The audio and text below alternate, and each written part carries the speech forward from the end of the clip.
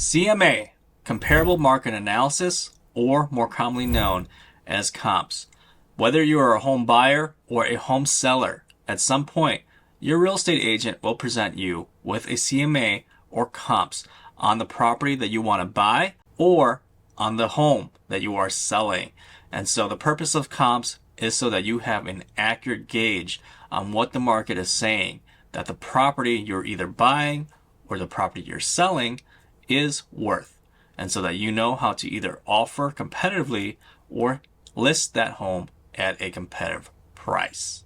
So a CMA has a lot of data in it, and it can be complicated and overwhelming, especially if you don't know what important information you should be paying attention to and what you shouldn't be.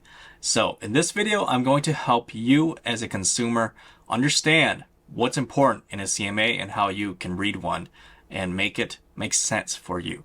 So before I do that, let me welcome you to my channel. My name is Lower Vang. I am a realtor in the greater Milwaukee real estate market. So without further ado, let's break down what's important in a CMA and how do you interpret it. Okay, so to best explain a CMA or comparable market analysis, I'm going to run you through an actual CMA that I did for one of my clients.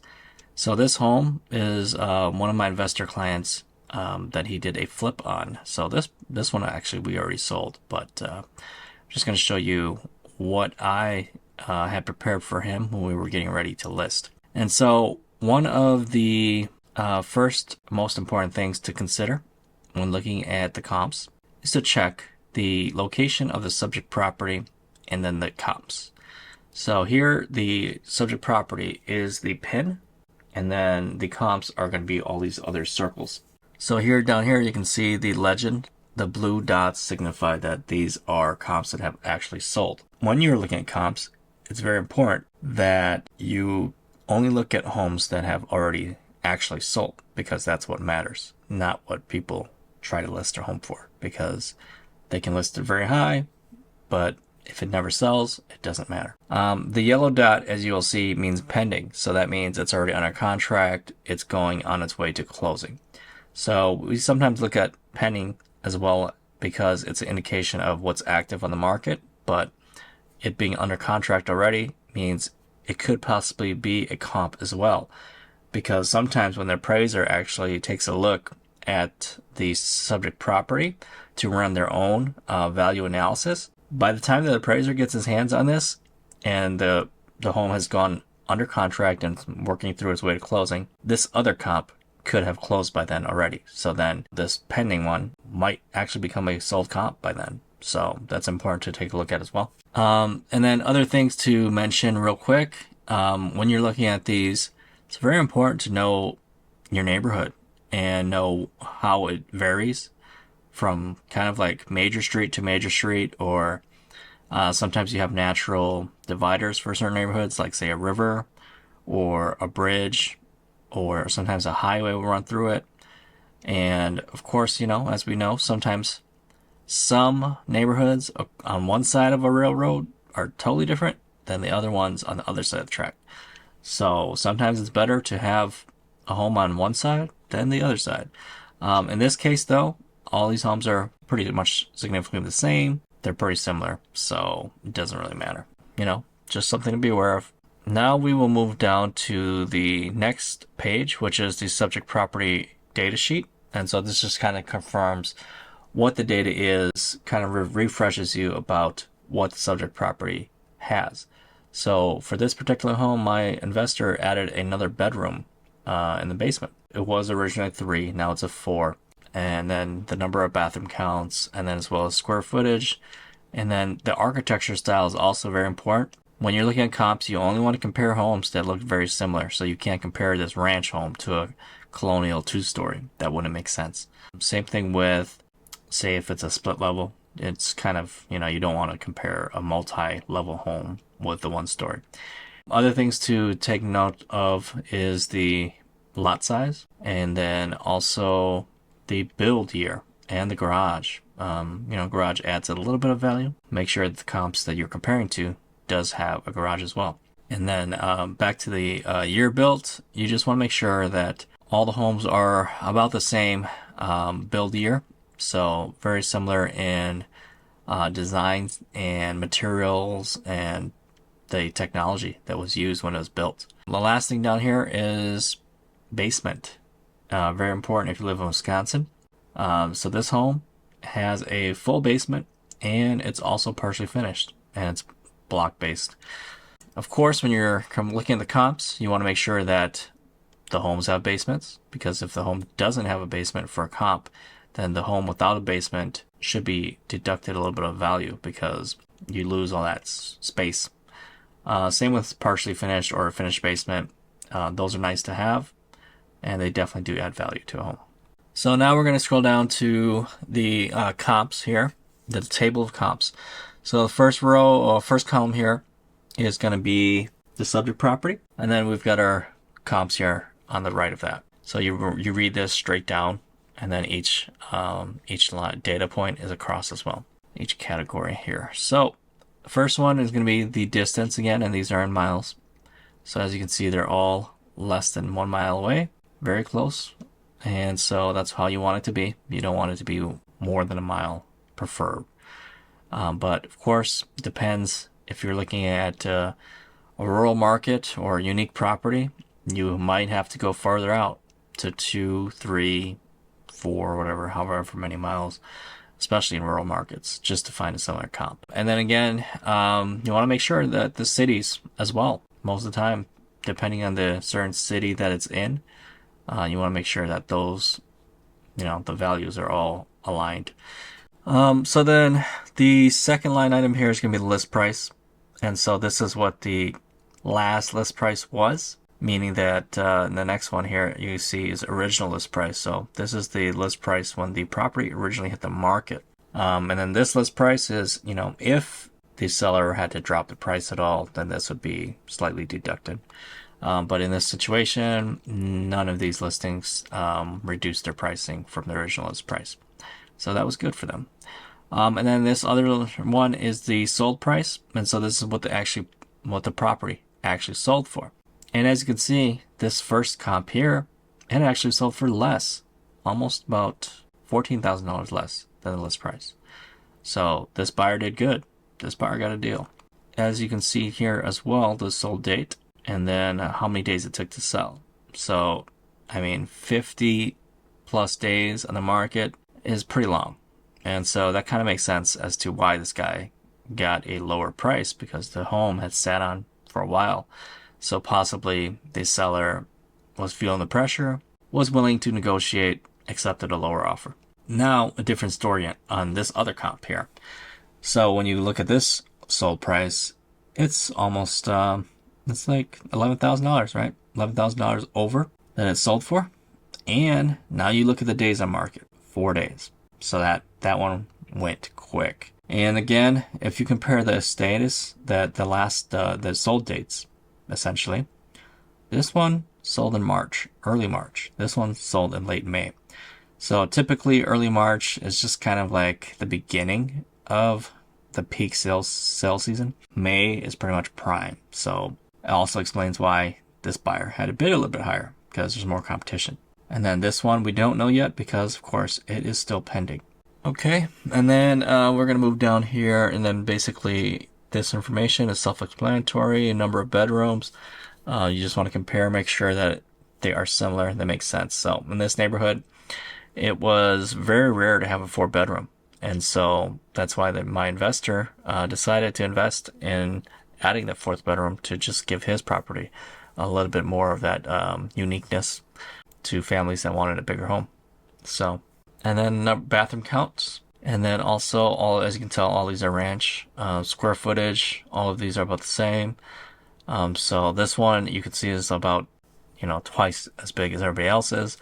Pretty much what they did was they just doubled the square footage, because where we live in Wisconsin with the basement issues and situations, typically you can't count the basement unless you have an egress window or a second farm exit. And there's a couple other rules as well, but essentially that's what they did.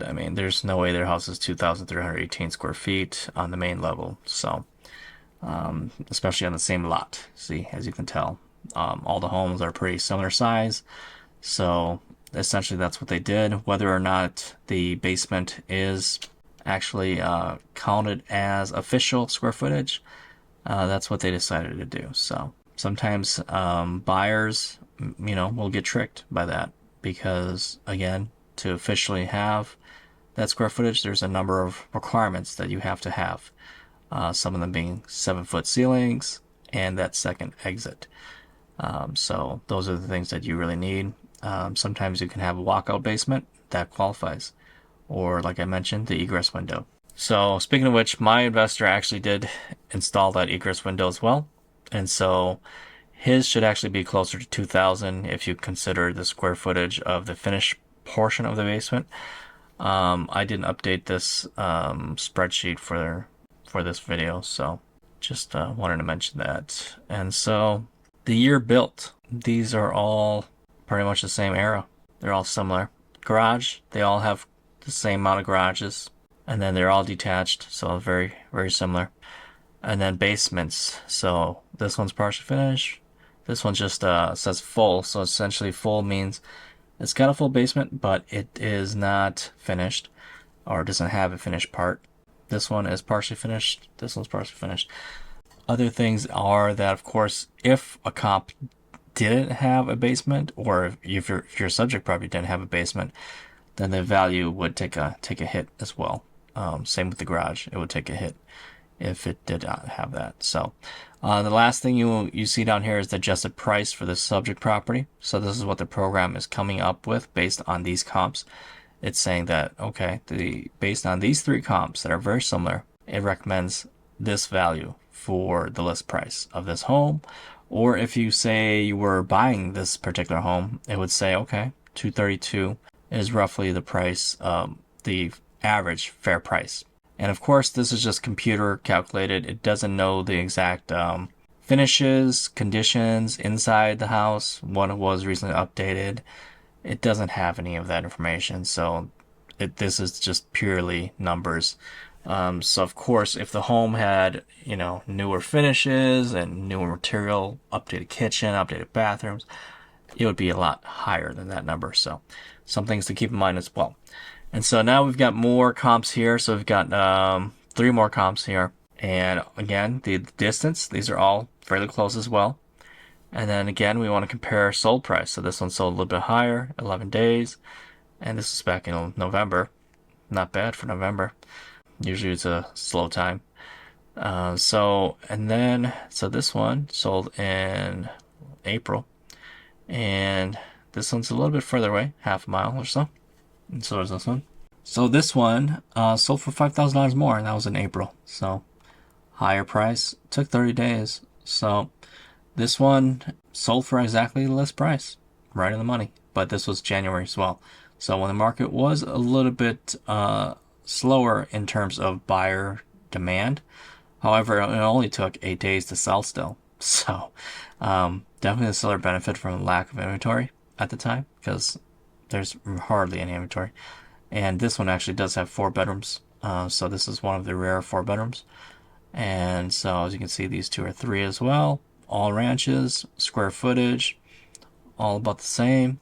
Other stuff here, all lot sizes are all the same. Basements, again, this one's not finished. This one's partially finished. So yeah, these 2 are very close. I mean, you compare the 2 4-bedrooms, that's about pretty much the same. And then there's one last comp here, and this one was listed for $250 essentially. It sold for quite a bit over, so almost $20K over. So that's good for that seller. And sold in April. Now this one is about the furthest away, so this one's a mile, close to a mile.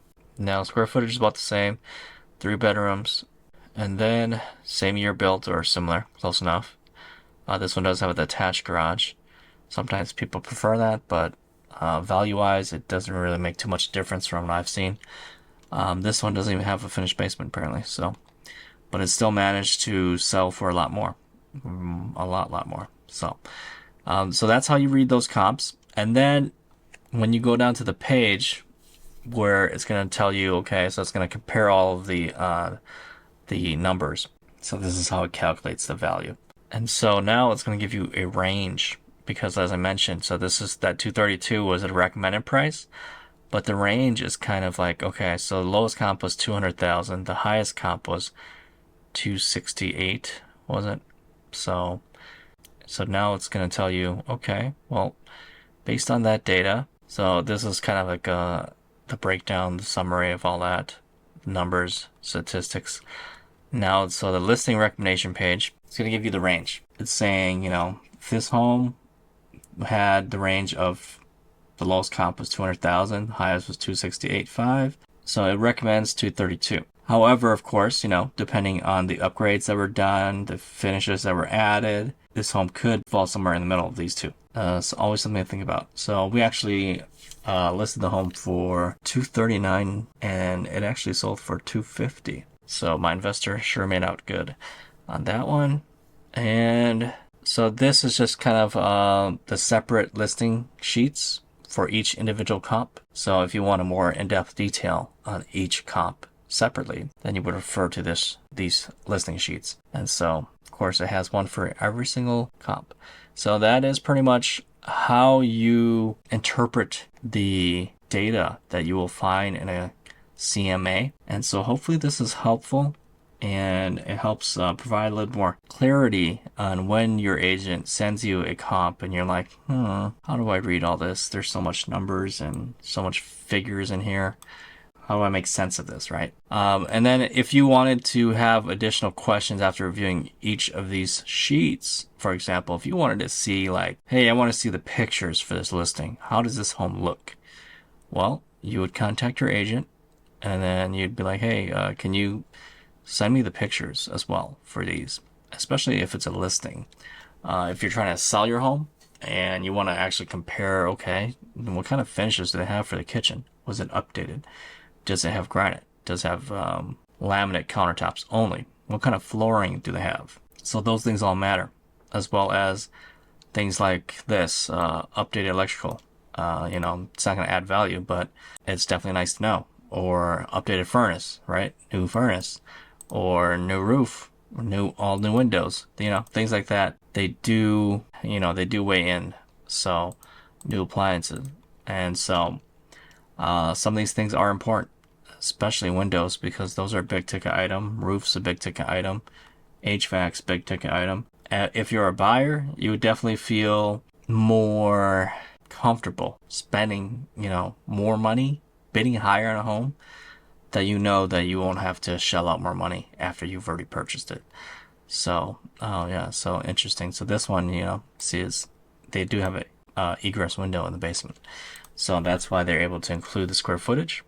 So that's exactly what they did. So they added 1,000 to there. And then there was that one other property that had 2,000 something square foot, but we were unsure if they actually did anything. So this one here. So they added the main level with the bottom level, and they even added the unfinished.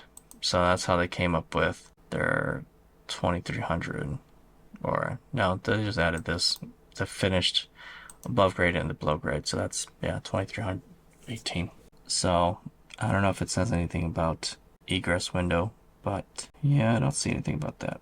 But they have to have a secondary exit in order for that to count. So all right. And so that is how you interpret a CMA. So hopefully this video was helpful for you to interpret that data when you see it. And if you should have any additional questions about this or any other topics on purchasing a home, selling a home, buying an investment property, feel free to leave your comments below or send me a direct message on here and I will get back to you. So thank you so much for watching this video. And if you found value in it, I would really appreciate it if you consider hitting the like button and subscribing so that you can help spread this video out to other people that need it. And stay tuned for future videos just like this one. So thank you so much. Have a great one.